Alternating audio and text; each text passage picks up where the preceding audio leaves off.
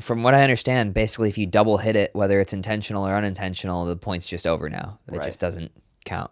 It's going to ruin Jack Monroe's career. Dude, that clip he put up, maybe we'll clip this out, but of him doing the around the back, I've never seen that before. That was pretty sick, but that would be illegal now. You hate to see it. Yeah. Yeah. I'm not gonna lie, All right, you ready to jump into it? And send it. Dude. That's probably bad for the algorithm, huh? Yeah, bleep it out.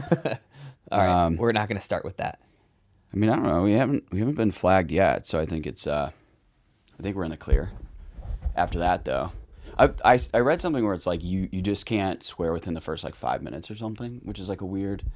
But we just broke that, so. Were we actually recording it? We're actually going to go with it? Yeah. All right, Jamie. Let's bleep that one out. Yeah, make sure. We'll bleep the. Yeah. Yeah, can we bleep the first swear? Because okay. My guy Sean from Stop Alzheimer's Now is just on me like a hawk. He listens to every single one. He sends me the report of what I owe after every single one. Uh-huh. He also sends. He doesn't even let me review it before he sends it over to ProXR and Game Plus for their matching too. He just sends it. He could be making this all up for as much as we know. I'm gonna blindside you. Is Riley about to sign with ProXR? Yeah, we were just talking about that a second ago. No, I have no idea. I legitimately have no idea. It looks like really? he's playing with. Looks like he's gonna play with the ProXR paddle this week. He's been playing with it. You don't get the inside scoop from your boys over there? I mean, I've pretty good inside scoop, but I don't know in this case. All right, interesting. Kind of would make sense. I mean, it would fit. I think it would fit his game pretty well. Like, you know, he wants the long handle, put two hands on it. Like, it's a bomb paddle. All right, Jamie. I mean, we're back at it, boys. This week, here we are, Canton O'Donnell here, tuning in with the Dink and Pickleball. But yeah, we're back to playing pickleball this week. Are you guys excited? Hell yeah! I played this weekend. I saw a clip. I got tagged on Instagram. I literally tagged you just because I wanted you to see. I was like, this, okay, normally when the Dink tags me in something, it's like, okay. Usually I'm in it. Did you watch the whole thing? I did. It was a long clip. You had the first point, you got cooked. Yeah. The second point, it was against Ryan, right? Pickleballed. You had a little middle backhand, which, get your backhand out of there. What are you doing? That was not yours.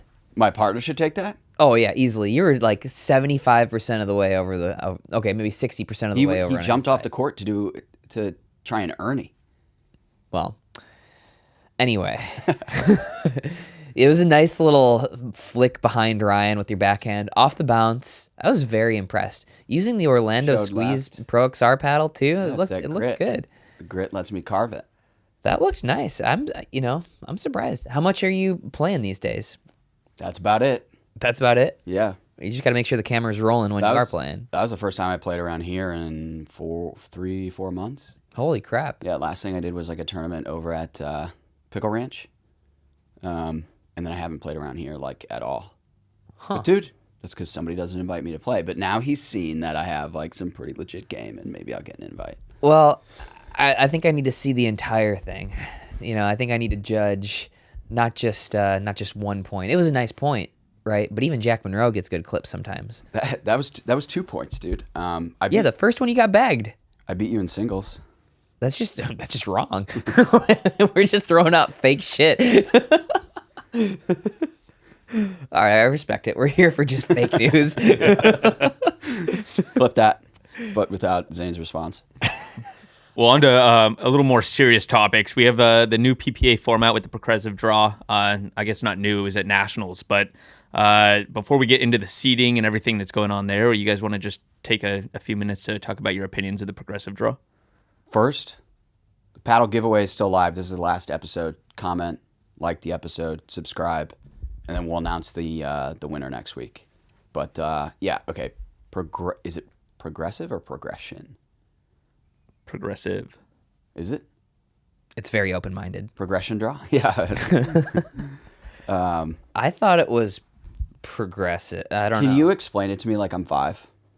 a progression draw? Yes.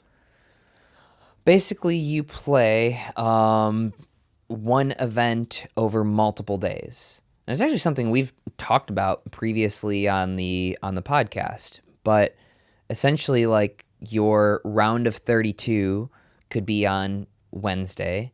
Your round of 16 could be on Thursday. Your quarterfinals on Friday. Your semifinals on Saturday. And your finals on Sunday. And you run 3 tournaments, singles, doubles, and mixed, at the same time. So let's say you'll play 1 or 2 matches in each draw until you lose. So you would really only have 1 singles match per day or 1 doubles match per day. Right. But you could be playing in 3 events on the same day. So basically you work through the tournament. Rather than finishing an entire event in one day, you finish it over the course of several. Right. So that's the progression. Now we need Jamie. You got to pull that up. I thought it was progression draw, but I've seen progressive now recently too. So I think Progression is what they're posting on pickleball.com. yeah. Okay. All right. Cool. Do you like that? Have you played an event like that yet?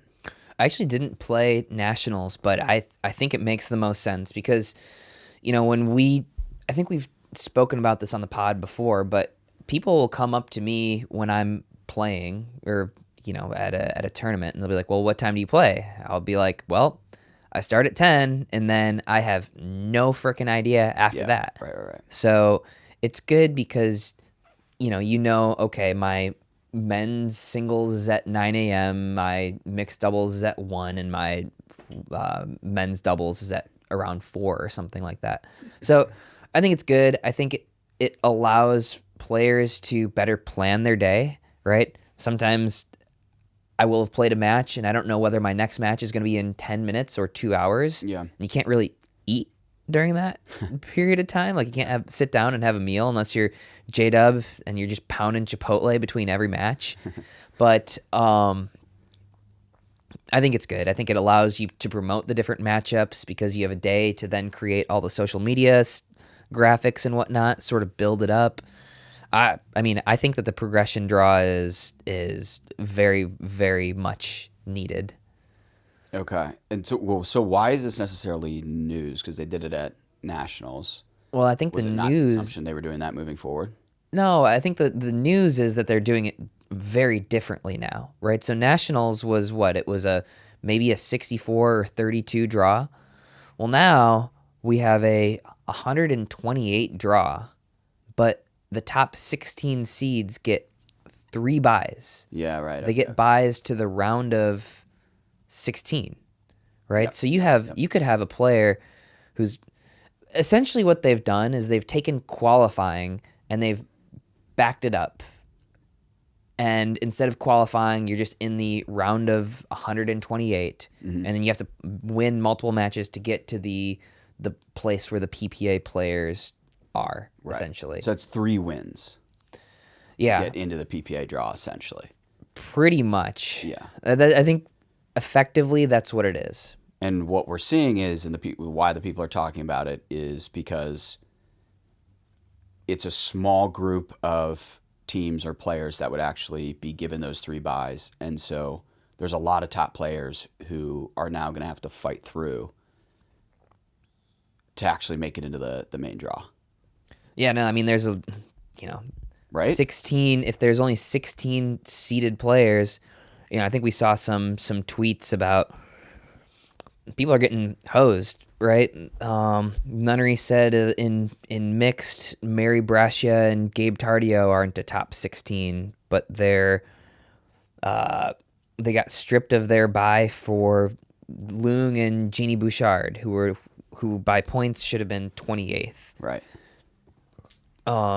So, I mean, it's a massive advantage to be a high seed. Like, way more than it previously was. 3 buys? I mean, I guess, but at the same time, it's sure. I just think that the optics are really bad. Like, just call it qualifying, I think. But maybe they can't do that because they've promised some of these MLP players that they can be in the main draw. Right. Interesting. You think it's like a workaround? Possibly, but it looks bad, man. It looks to have a draw where, some of these teams are getting 3-4 buys. It just looks awful. Just call it qualifying. And then you saw the qualifying. It's the exact same thing as qualifying, but it looks so much worse. Yeah. Okay, so Rob Nunnery tweeted, the sacrificial lamb in the mixed at the PPA Tour event is the 16 seed Mary Brasha and Gabe Tardio. For their hard work earning points, they are stripped of their double bye for 28 seed Leung and Jeannie Bouchard. Curious to see if Tyler/Jeannie get over under 6 points that one match. So he's saying that essentially Leung and Jeannie have been given the better seed, even though Brasha and Tardio are probably more deserving of it. Yeah, I mean, we don't even know if Jeannie is. We've never seen her play. do you think there's anything? Do you think? Obviously, like, it's probably not fair to Mary and Gabe, but they're running a business, right? You don't want Jeannie Bouchard to go out in the round of 128. Yep. This is going to be my take. Okay, go for it. Go ahead, share your take. Any point here? We're waiting. I mean, we always talk about viewership, right? We always talking about drawing in more eyeballs. Jeannie Bouchard is a bigger draw. She creates more intrigue. She's going to drive more interest. Somebody is upset in the... this is a soundproof studio, and somehow we're hearing things through the wall right now. I think there's a homeless person fight outside, legitimately. Yeah, it sounds interesting. I don't know if the listeners can hear it, but it sounds pretty crazy. Anyway, yeah. So okay, I think the PPA should a lot be... more. Dude, turn your mic around towards the. No. I want to See if we can pick that up. Okay. Back Professional pod. Yeah. Professional pod. I think that I would, if I'm the person putting together this, I'm definitely doing the exact same thing. I want Jeannie in as many matches as possible. I think the more exciting players, like, there's always going to be people who complain that it's unfair. I'm in the camp of put the best talent on the court, put the best product on the court that will engage viewers and drive the most eyeballs. So that's how I feel about it. I don't think it's too crazy to put them in that seed. So it's not like it's egregious, right? But I don't know.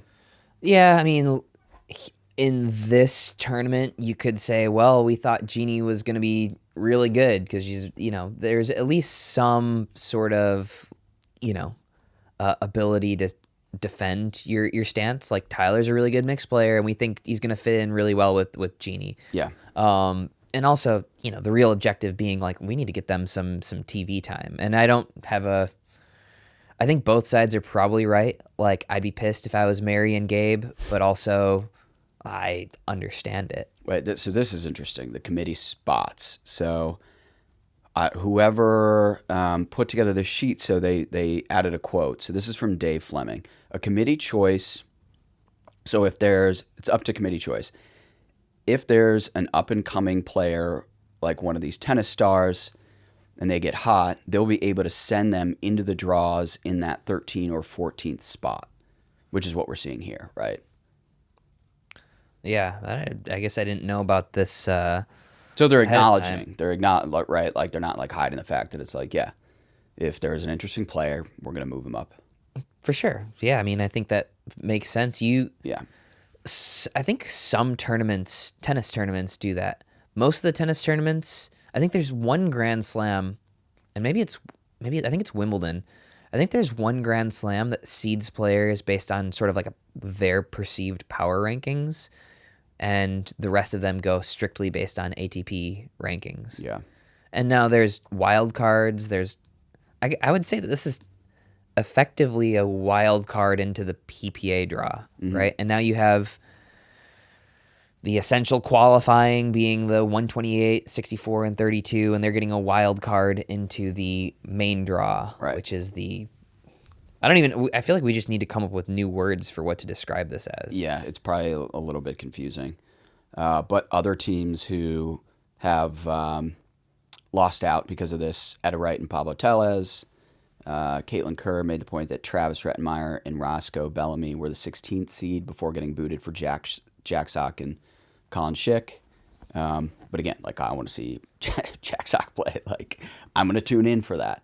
You're not going to not put Jack Sock into the round of 16. And then Jade Kawamoto and DJ Young are another team. So, yeah, I don't know.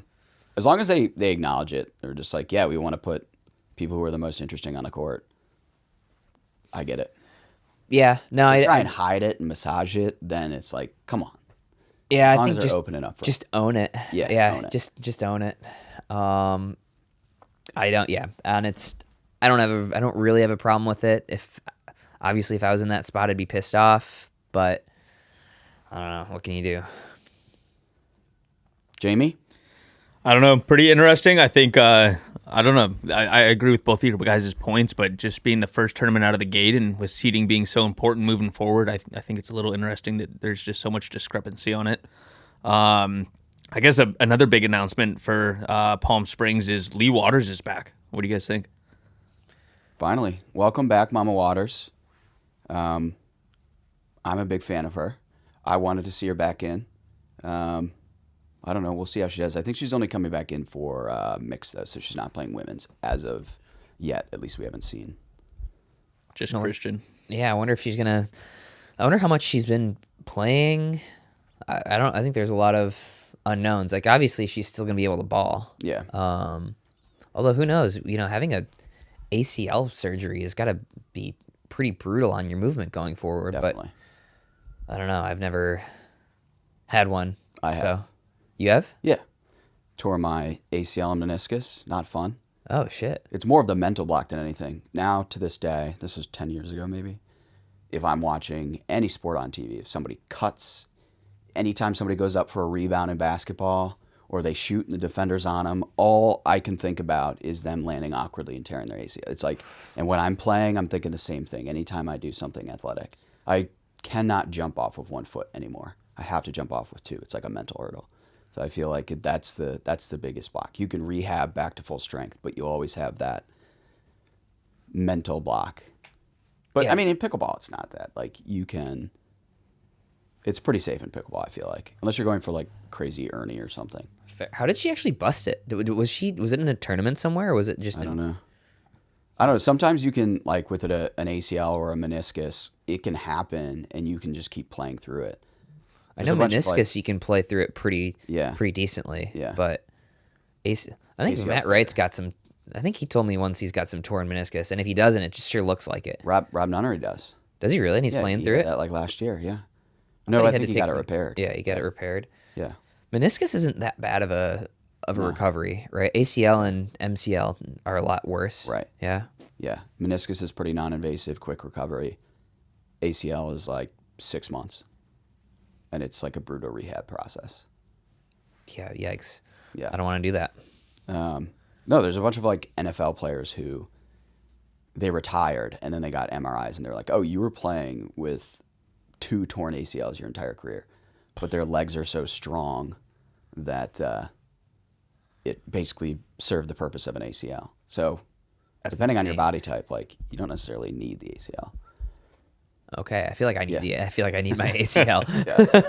I'm gonna keep mine. Well, I mean, last time I got an MRI, they were like, "Yeah, you should get your ACL repaired again." I'm like, I don't wanna.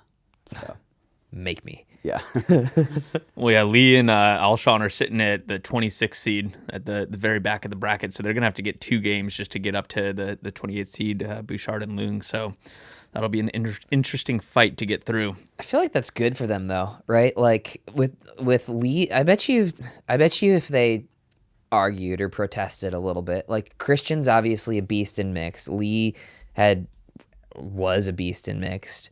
If they had argued, I bet you they could have gotten to the top 16. But for that team, I would think you'd want to play some matches leading into it. yeah, get some reps. Yeah, for sure. I like that pairing though, because Christian can kind of just go off, play super aggressive, be the alpha. Lee just plays her solid game there. Yeah, I think there's a lot of chemistry there. Yeah. What else we got, Jamie? Well, as a result, the race for points is back to ground zero. So all of this will come into effect and obviously affect seeding.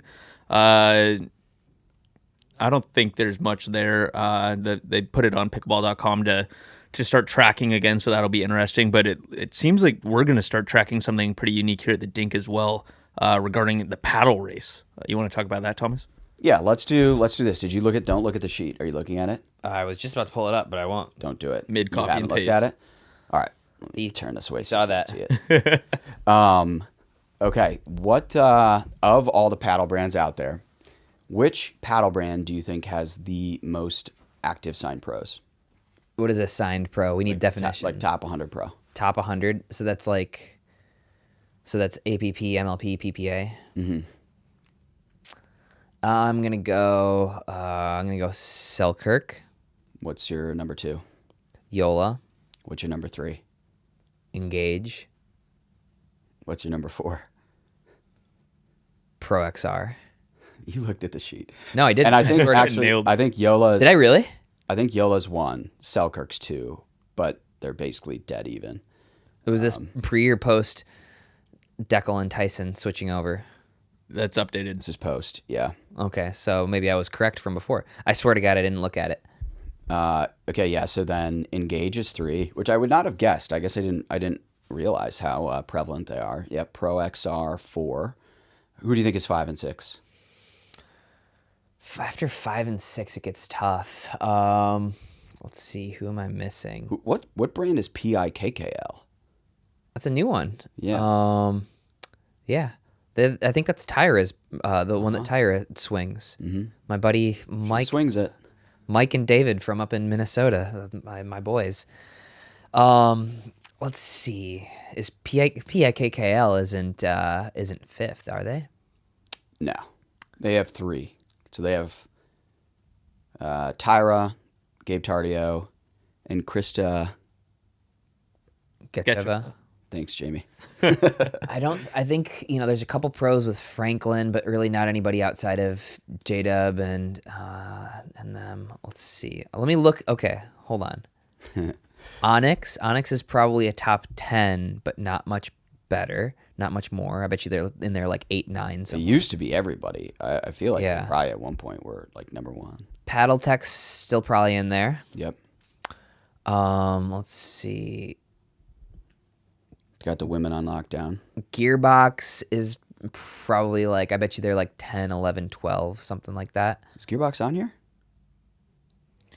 Ooh, I don't think so. Jamie. Let's see. Yeah, I don't see Gearbox on here.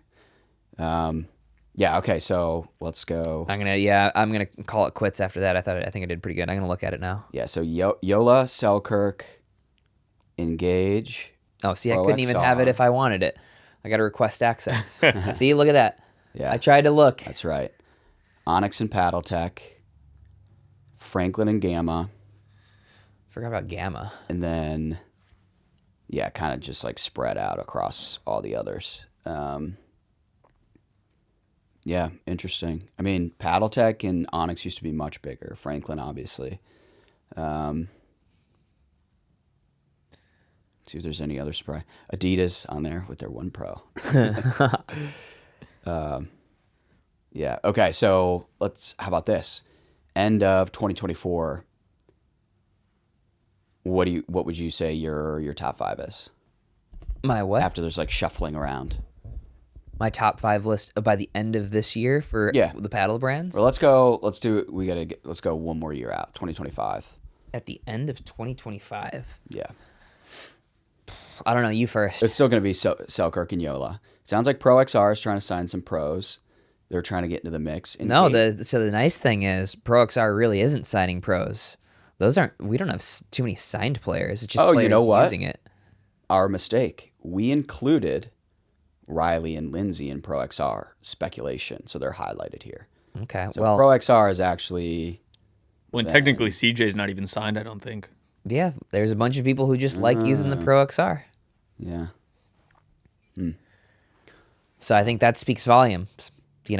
Selkirk, Yola, they can spend all the money they want, but Pro XR's only got a handful of players that they pay. I tried playing with that gearbox. It is something. The sound is bizarre. Like it's uncomfortable to play with, and I couldn't the ball just flies off the paddle. Like for my forehand, I have to kind of like, how I set that one off the. It kind of flies off the paddle even when you're using a soft Yola. Yeah, it reminds me of the Perseus where it's like if you catch it in the sweet spot, the thing just absolutely goes flying. For those who really don't know what we're talking about, my favorite clip of Thomas playing ever, he is at the Pickle Ranch and he's got this forehand. We're gonna have to get this clip on here. He's got a forehand, relatively easy ball, and he sends it like damn near over the fence. He misses this thing. Oh no, not damn near. Was it actually over the fence? It went off the parking garage. Oh jeez. Well, and then he's telling me in the next podcast, he's like, yeah, you know what? I didn't come over it enough. And he was dead serious. He's like, that one, just a little too much pop. I didn't come over it. I think that thing would have gone a million times farther with a gearbox. I need to see that clip again. That needs to resurface on social. I've got a pretty big windup though. I really go for. I try and like rip the forehand, so I'm a little bit different. I recognize that. I acknowledge that. Try and bring back the tennis forehand. And you basically can these days. With the Pro XR, I can. That's Damn why. right. That's why we're Team Pro XR, non-paid endorsement.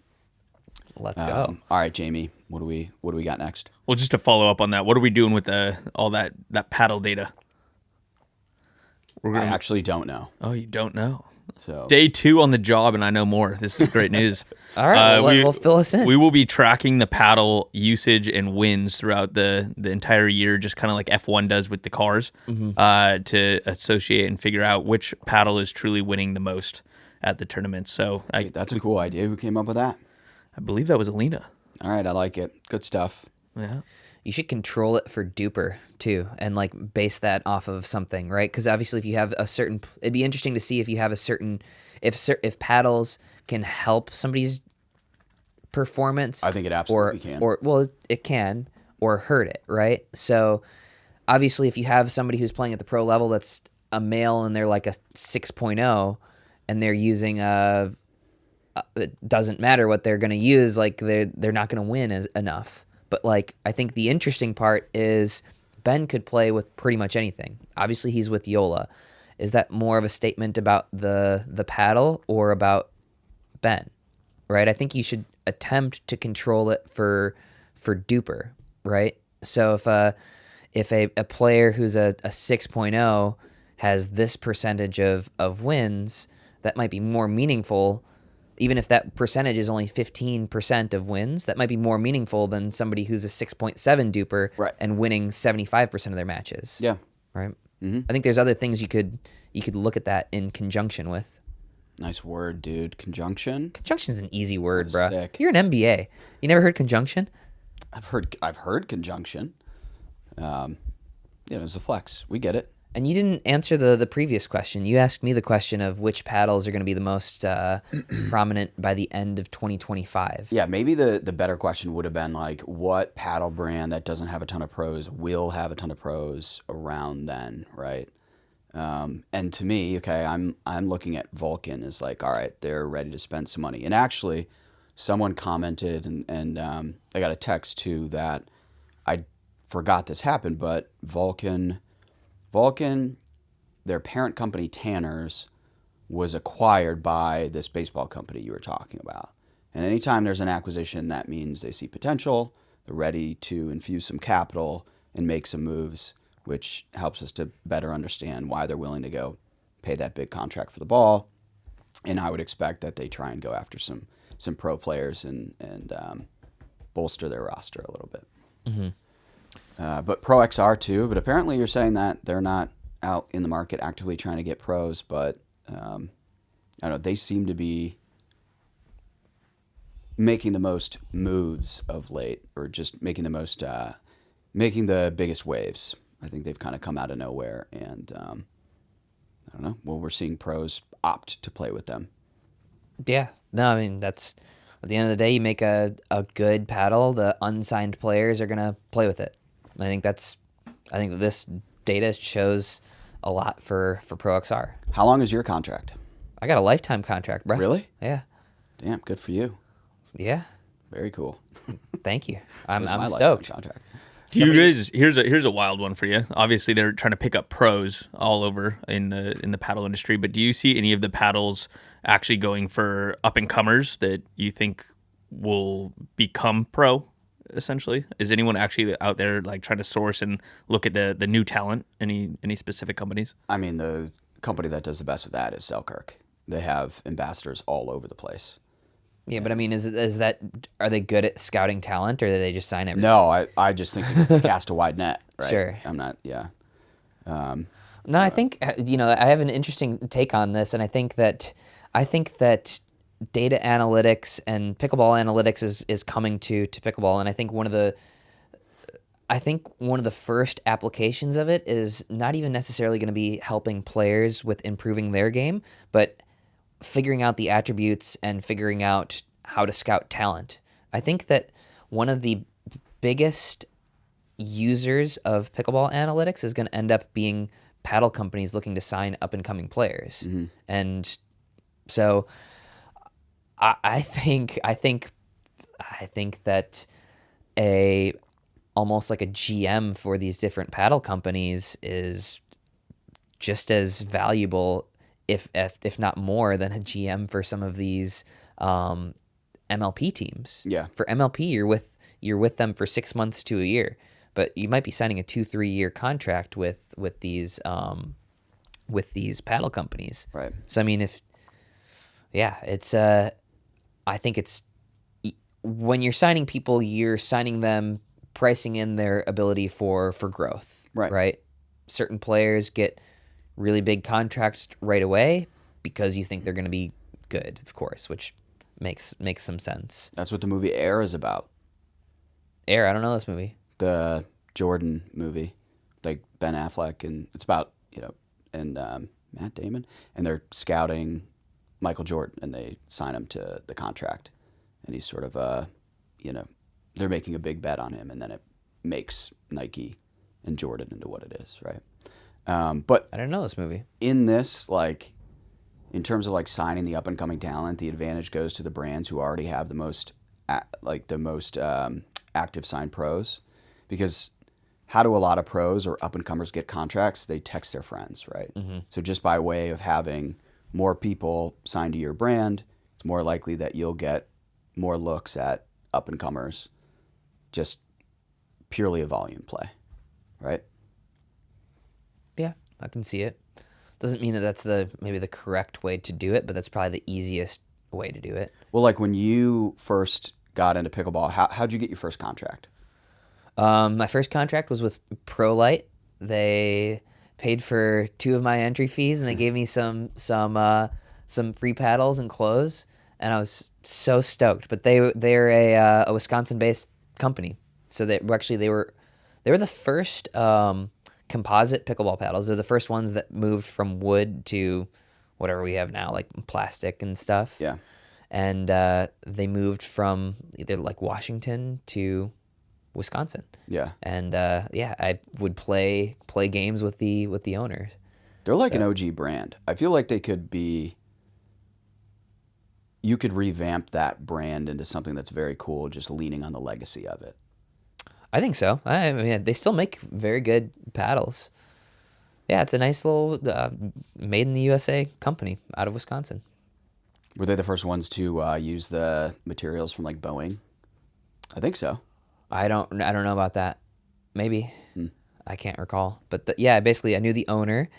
And then the second contract, I moved from there to Onyx. And it was because I knew, I think Althoff and Cassandra Gerke were with Onyx. So, yeah, I suppose it is just... But at that point, it was... When I was signing these contracts, that was 2019 and 2020. That was... You kind of had to just know somebody at that point. Yeah, well, that's what I'm saying. Like, well, I don't think that's necessarily true anymore. Now, if you just break through to the pro scene, people will know you. And before, it was, okay, this is a good player. He plays tournaments around the Midwest and he wins some stuff, right? Now it's like you get attention because you're playing on the national stage every single week. That just didn't exist a couple of years ago. So the way that you used to get sponsorships is certainly different than the way it is now. But I mean, I think a lot of it's just showing up. I mean, you start seeing all these little kids as well, like that kid Jack with Yola, a few others. Selkirk's doing a lot of youngsters, so that'll be interesting. My boy Leo Chun over with Franklin too. Yeah. Legend. That was one of my favorites at Nationals. Is there was actually like a massive poster of one of the little kids, and it's like, okay, here we go. Coming up here in 2024, Zane, you've listed some predictions. Yeah. Go through some of these. Sure. Yeah, Tommy, you have any before you read mine, which you probably already have? Do you have any hot takes or predictions for 2024? No. None. But as you read through yours, I'll come up with some. I want to hear your first bullet point, which is another tour emerges, which is interesting. I think we're going to keep having more and more competitors in this, right? I've said it for a while. You know, I think the Pickle 4 stuff could be looking into making a bigger investment, right? And Pickle 4, they're the ones who bought the U.S. Open. I believe they acquired the Pickler, it's like a website and newsletter. Stacey Townsend does that. And she does like instructional content. So they acquired like this media arm. They acquired a major pro event in the U.S. Open. I know they were making the ballpark. They're the ones who do the ballpark series. And I know they raised a bunch of money and have big plans for what they're going to be doing in pickleball. So I could see that. Yeah.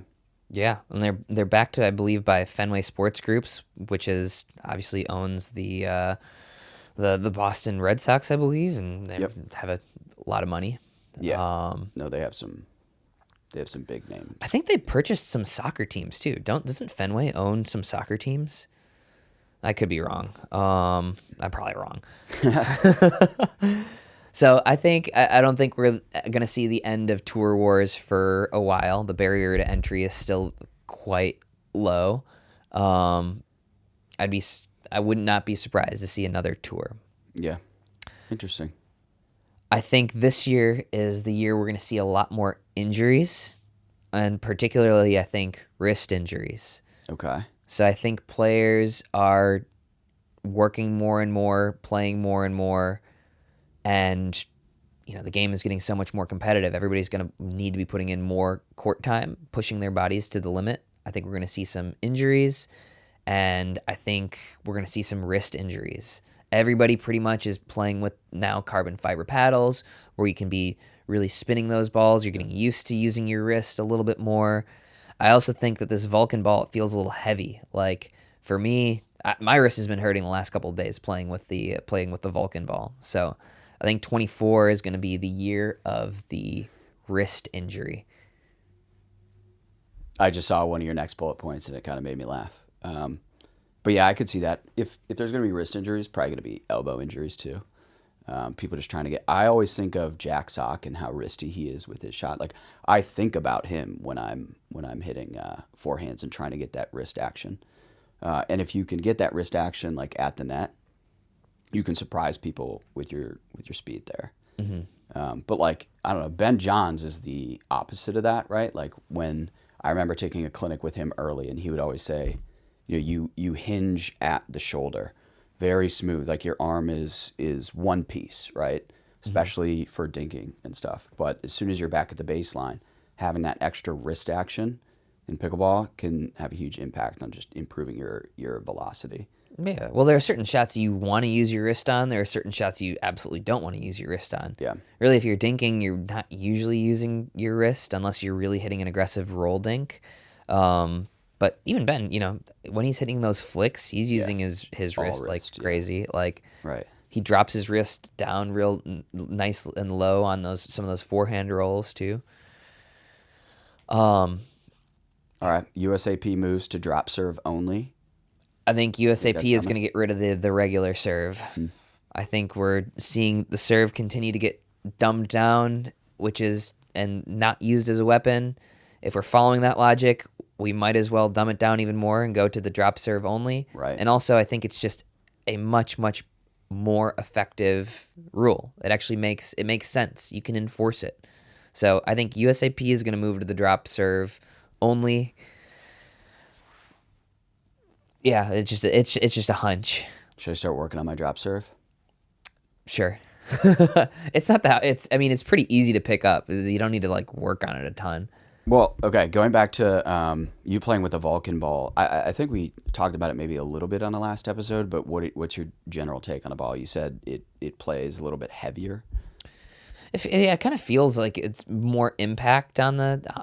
So in tennis they have the term of like a heavy ball, which the ball isn't actually have more weight to it, but the way that it plays has more impact. If somebody's hitting a ton of topspin towards you, they say that they're hitting a heavy ball. Okay. So the ball feels heavy. I don't think it's any actual. There's not more weight to it, to my knowledge. Got it. But feels like it's more impact when you're hitting it. So it plays pretty fast and pretty spinny. It does seem to have some problems going out of round, at least in my experience over the last few days. Yeah, that's what I've been hearing. And when it goes out of round, it's like it can be rough because it spins more than a Dura, it seems like, and so when it's spinning more, I feel like it's more likely to catch one of those sort of corners or edges once it's you get been some out of round. Nasty kicks. Yeah. The kicks, that's the hardest thing. Returning with this ball has been brutal. Like Deckel's serve, I feel like I return Deckel's serve money. Like Deckel's serve legitimately doesn't give me problems with a Dura. And recently, like it's been kicking everywhere. Yeah. Like he's had some that are kicking way over my Right. paddle, some that are kicking downwards, which just doesn't Well, work. we'll see what happens this weekend with this new provisional serve rule where he can't get up the way he previously did. Yeah, but now he's hitting topspin because he has to. Before he just kind of hit flat. I think the serve rule is actually going to be a good change for Deckel because it's going to force him to hit some topspin. What do you think? If you are the czar of pickleball, what are you doing for serving? How do you make the players serve? Yeah, well, I mean, I think we're just sort of beating around the bush, and we keep trying to change the rule little by little by little to neutralize the serve. Eventually, I think to your point, they just have to go, okay, we're done with that. It's drop serve only. That would be the cleanest way to end all the discrepancies. But I think it's just going to take some time to get there. Fair. Or we could do my suggestion from last time. Which is? Remember I told you about real tennis? Remind me. I remember you telling me about real tennis, but I don't remember the serve component. The origin of the term serve came from real tennis, where the king's servant I remember the would history lesson. throw the ball in. Yes. And they would say serve. Oh, so so now I think we just have to have Don Stanley and it's like a feed caddy. the ball in. No, it's like you have your own caddy, right? Like I'll be your caddy on tour, and I'll come with you, and I'll do all your serves for you, and then just get off the court. Okay, I love it. Yeah. Let's do it. Okay. All right. You think pro tennis players are going to underperform and win 0 gold? Gold, yeah, I could see that. But I do think we'll see some medals here and there.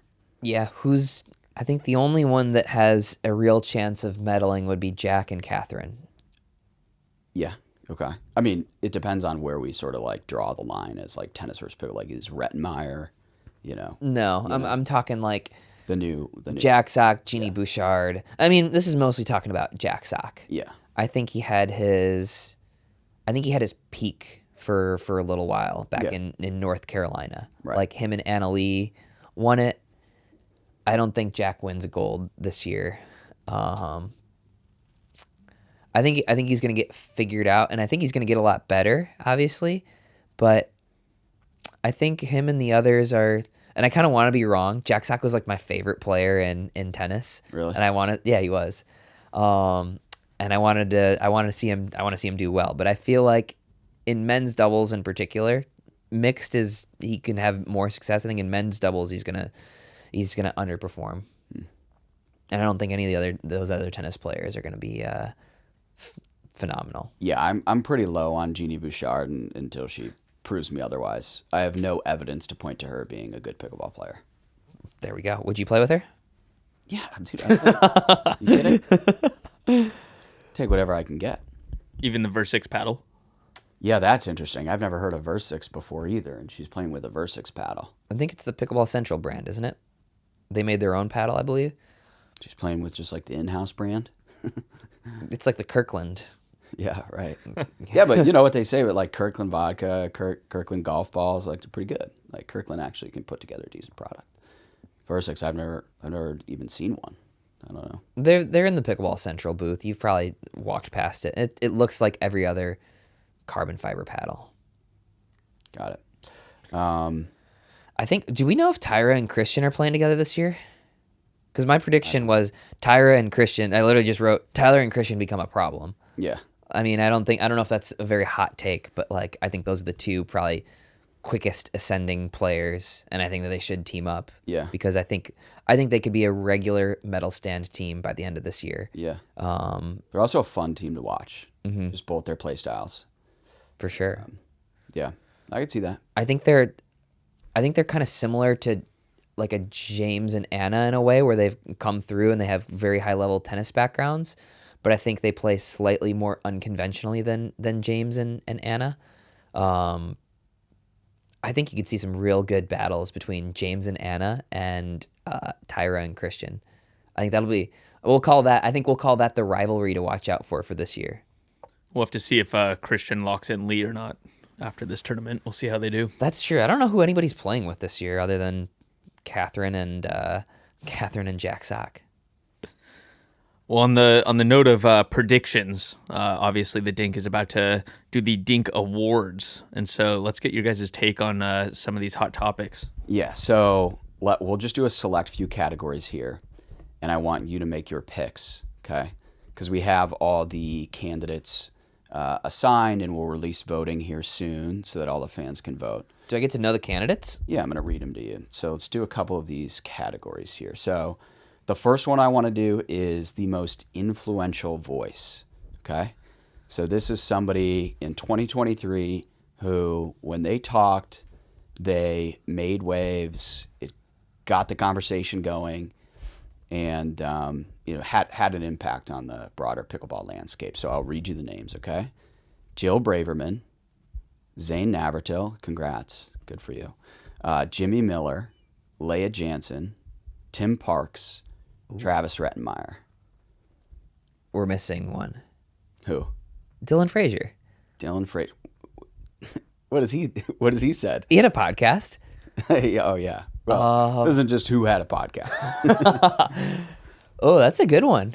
Are you gonna give your vote as well? I'll give mine. I think I would say it's got to be Jilly B. She, for better or for worse, said some things this year that dominated the conversation, and did some things this year that dominated the conversation. So her and her podcast, that I think I would give that to her. Mm-hmm. But I think Tim Parks as well, but behind the scenes, For sure. I mean, he's very influential behind the scenes. I don't know. I think I would lean towards it's most influential. Yeah. So Jill Braverman, Zane Navratil, Jimmy Miller, Leah Jansen, Tim Parks, Travis Rettenmeyer.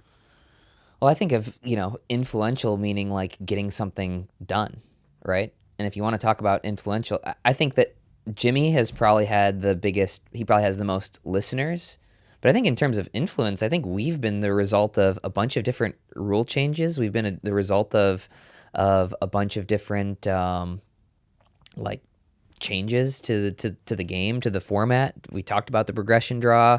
We talked about serves in general. We talked about challenge systems. I mean, we had a bunch of rule change implemented that were implemented into Major League Pickleball. But I would probably vote. I think Jimmy and Tyler, obviously, not Tyler, Jimmy, have they break a lot of news. Yeah. But he's kind of fallen under Big Pickle. Big Pickle's got to Jimmy a little bit. I'm just gonna say it. In the pocket. Yeah. Okay. He did nominate you for an award. I don't know if you saw the King of the Court podcast. Yeah. Apparently, I'm worse dressed. I need to hear the justification for this. What else was said about this? Do we know? I don't know. I didn't listen. No. Oh, so they did best dressed for the women and worst dressed for the men, and just some of the outfits I guess you come up with. They showed a one picture, and that was pretty much all the justification they had. Roasted, dude. I want to see what this one picture is. Yeah, I'll pull it. Me too. I had a really good. I was actually just thinking about this the other day. I played with Jeff Warnick one time in like late 2020, and I had these Wilson shoes that were like green, purple, blue, red with green laces. I wore my leggings. I wore my UW Whitewater shorts, which were blue and purple with a Warhawk on them. I had this like long, shaggy looking hair, and I had a white t-shirt that was just a shirt that had Jeff Warnick on it. And I looked like a freaking bum off of the street. So I think in 2020, maybe. But you don't like the Pro XR shirts? I wear Pro XR and Fiore. Like, what's wrong with that? I think you're pretty middle of the road. I wouldn't have put you in that category. I mean, we got JW out there in like definitely in there. cow pants. Dylan's probably in. Dylan wears the same sweatshirt for 3 weeks at a time. Colin Schick, no offense, nothing seems to fit him right. Well, you want to talk about Colin Schick? Let's talk about James Or not Ignatowicz. Colin His shirt's down to his Sorry. knees. I meant Connor Garnett. Yeah, dude. Bro, that's called Steez, okay? That's the Cali Steez, yeah. I don't know if you can see that that photo. I'll pass that in. Yeah, it's not. What, it's are we not going great. into my personal life here? Oh, that's. It's not I'm great. wearing Not pink great. swim trunks. I'm sure we can find. Somebody made a good comment about Jimmy. He looks like he's showing up to his court order where he's about to meet his public defendant in that suit that's 3 times too big for him. Yeah, dude, good. Get him. Don't take it lying down. No, I mean, I'll Fight take back. it. If I deserve it, I'll take it. But Okay, let's. I don't even know where they found that picture of me now. I will say easily the most swaggy player on tour, in any tour, in pro pickleball is Megan Fudge. Her outfits, every time I'm like, that's sick. Side note. Anyway. Okay, well, we're not going to discuss that at all. You She like better be in best dressed. Okay, she isn't best dressed. Okay, we'll get a chance to talk through that. We can do that category if we want. Let's do most improved player. So, Fed, Pablo, Christian, Hayden, Connor Garnett. I'd probably go to Christian. Just had a lower starting point at the beginning of this year. Like Fed, Pablo, Hayden, they've all improved a ton. Connor, they've all improved a ton. But Christian was probably it's got to be either Christian or Connor. I think Christian's had a little bit better results this year, so I'll give it to Christian. Okay, and then we'll go best dressed. Annalie Waters, Megan Fudge, Paris Todd, Tyson McGuffin, Travis Rettenmeyer. Travis just wears crazy outfits. And I'm voting for Travis. He's got the Sunday Swagger shirts. Those are dope. Well, that adds up because that picture we just showed of you was like basically right up his alley, those shorts. Yeah, you like those? Wild. Yeah. I'll go with Travis. I like the Sunday Swagger shirts. Yeah. They had some pretty sweet custom MLP shirts coming out. I saw those at the Dallas event. I don't know if you saw those. Is it the Florida Smash ones? There were a few actually. The Hard Eights looked really good. A bunch of dice. I didn't see the Hard Eights ones. I did. Supposedly coming out with one per team, so it should be something to keep an eye Are they out for. official? Are they the official like clothing sponsor of MLP? Which brand? Sunday Swagger. Oh, I don't know. They always have a booth. I'm not sure. Yeah, though. they were definitely a sponsor. Yeah, Travis looks swaggy. Jamie, you pick the last category that we'll do. Last category. And there's many more categories, by the way. We're just not going to go through every single one. Don't do the one you're hovering over right now. No. Do it. I don't know what it is, but do it. Let's go best on-air personality. So we have Dave Fleming, Dominique Catalano, Adam Stone, Michelle Dominique McMahon, Catalano. and Cameron Blackwood. I'm going to go off script for this one. I wish I had reviewed this category. I think Matt Manassi should be on here, and I would give it to him. I think he's emerged as somebody who I like listening to on the broadcasts. What about you? I like Dave Fleming for his. He's the idiom king. He's the what? The idiom king. I just like him for his unintended sexual innuendo. Yeah, I listened that too. to that like a third grader. I'm like, Yeah. Well, memes always calls him out. oh, for sure. It's Dave Fleming's wilding again. Dave Fleming. I like Stoney. I think Stoney does a really good Yeah, job he's great. He's of a mix of comedy, but he actually knows what he's talking about. Yeah, I gotta go Stoney. Yeah, but I like that call. Good call. Okay. We will be releasing the Dink Awards next week, so make sure to vote. By voting, you enter a giveaway for any paddle you choose. And there's some really great grants. So, like for a content creator award, I think you win $1,000 or $2,000 if you win that. A lot of great people creating content, and there's a bunch of other categories that'll be really cool. So, make sure to vote. The Dink Awards will be releasing that next week. Love it. Awesome. Well, you made some predictions regarding the serve, but there have been some USAP rule changes regarding the carry. You want to elaborate on that at all? Yeah, I think from what I understand, basically if you double hit it, whether it's intentional or unintentional, the point's just over now. It Right. just doesn't count. It's It's going to be ruin Jack Monroe's career. Dude, that clip he put up, maybe we'll clip this out, but of him doing the around the back, I've never seen that before.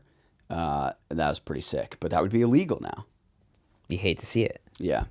I think we just need to go, okay, we've gotten rid of the double hit issue. Now you should be able to hit it with whatever body part you want.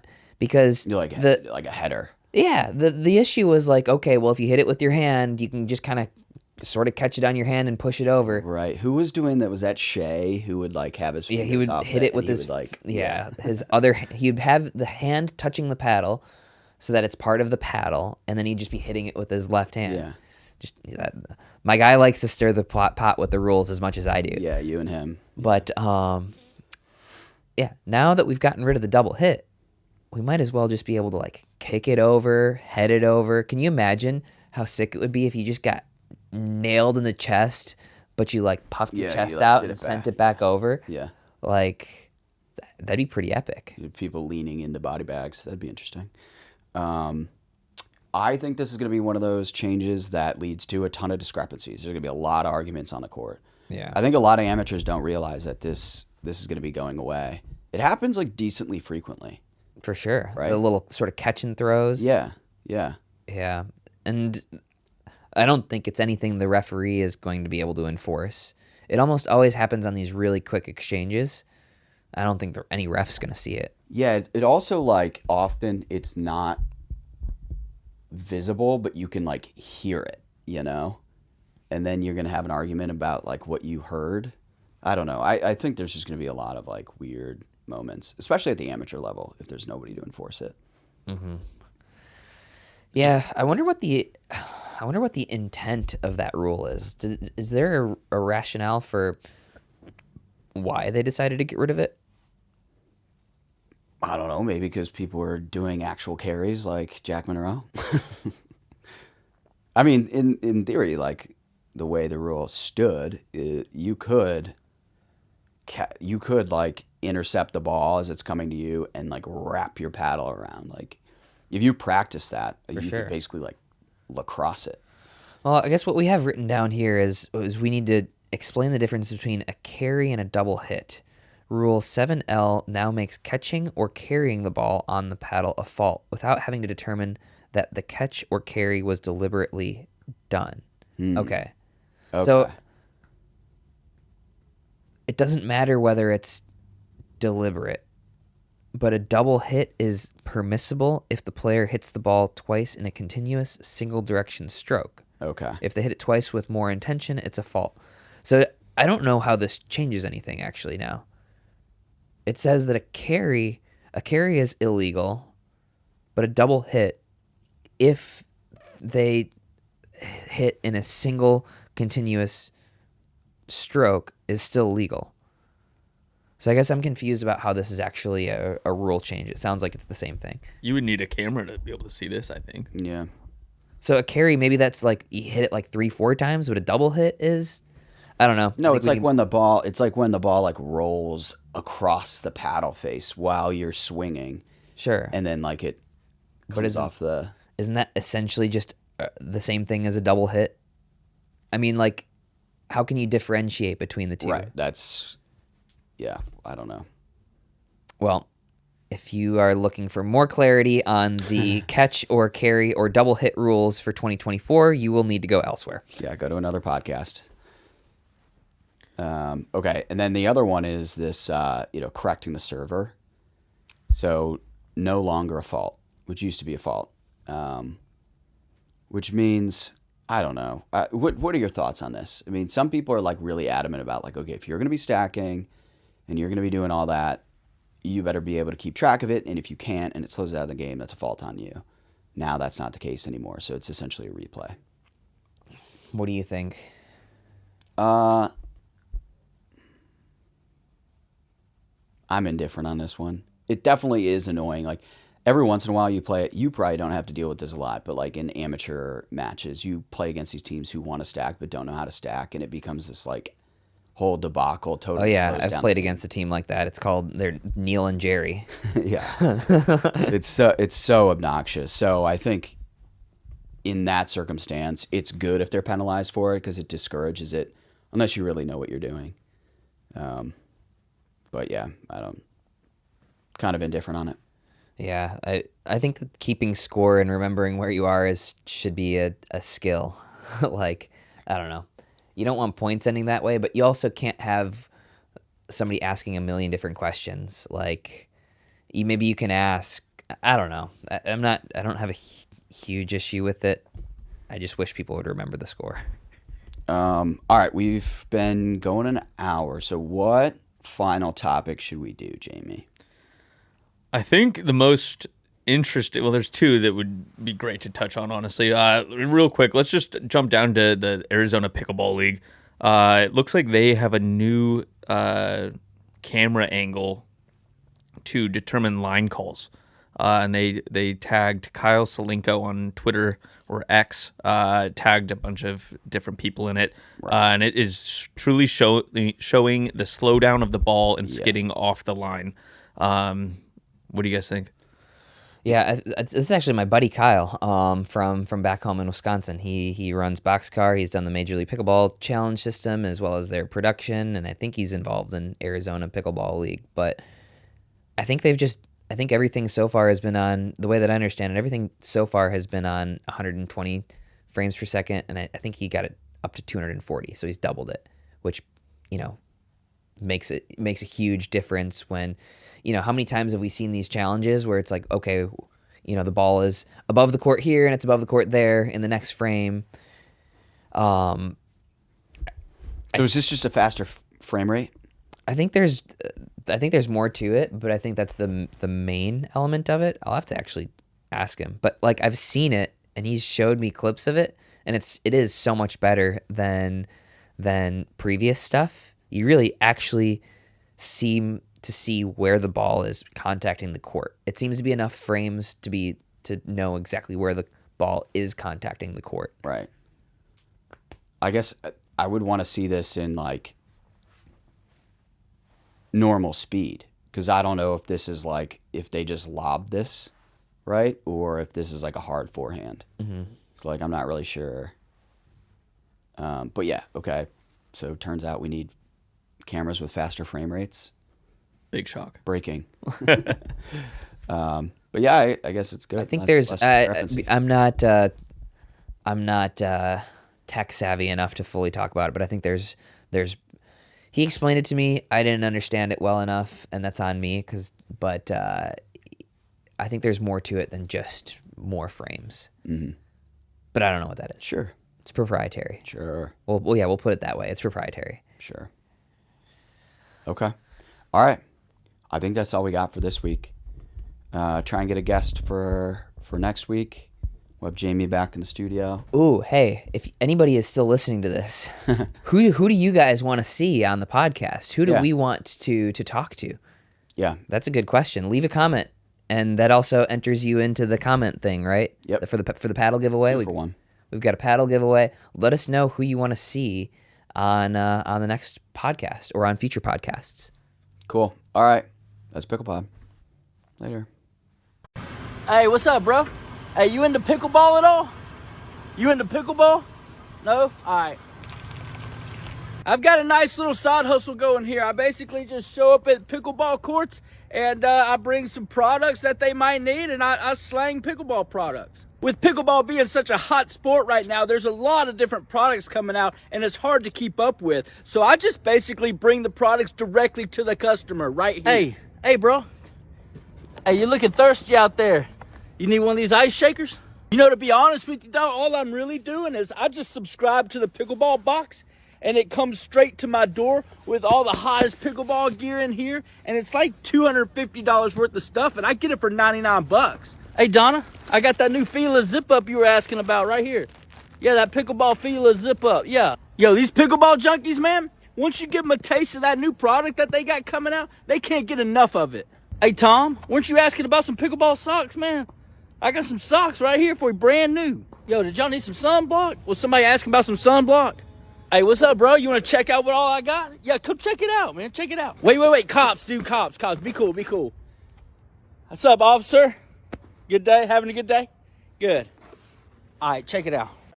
Yeah. I'm not gonna lie, darling, had gonna